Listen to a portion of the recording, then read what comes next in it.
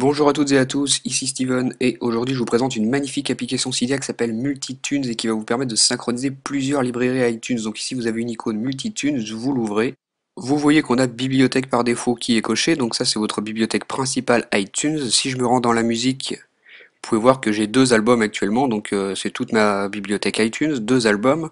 Et comme on peut créer plusieurs librairies iTunes, on peut aussi switcher de librairie. Donc vous retournez dans Multitunes. Cette fois-ci, je vais sélectionner la deuxième que j'ai déjà créée par avant. Donc vous cliquez dessus. Voilà, quand vous avez la petite flèche verte, c'est bon. On retourne dans la musique et là vous allez voir que mon contenu musical a changé car c'est une nouvelle bibliothèque. Là vous voyez que j'ai par exemple un album d'Eminem.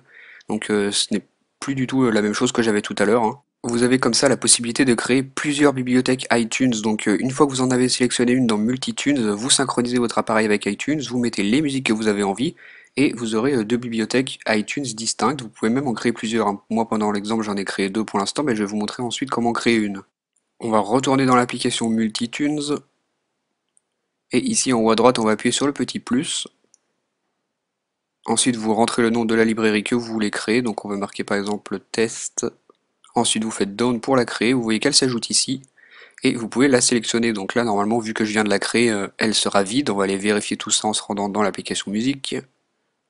On va attendre le rechargement. Et voilà, vous voyez, aucun contenu, donc la bibliothèque est vide.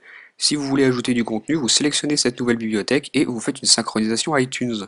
Si je resélectionne Default Library, qui est ma bibliothèque principale iTunes, et que je fais Edit ici, on a la possibilité de supprimer les librairies ajoutées. Donc vous appuyez sur le petit moins en rouge, vous faites Delete, et vous pouvez comme ceci supprimer vos librairies.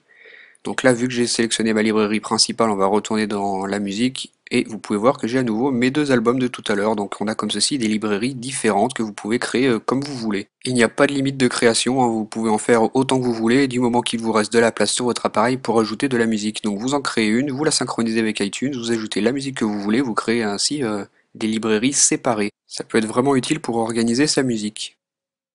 Cette application s'appelle Multitunes, elle est disponible gratuitement sur Cydia, sur la source de Big Boss. Oui, gratuitement, c'est vraiment une très bonne application, mais qui est gratuite, donc profitons-en. Elle vous permet donc de créer et de synchroniser plusieurs librairies iTunes, comme je viens de vous le montrer. Donc voilà pour cette application Multitunes, dites-moi ce que vous en avez pensé via les commentaires. Salut!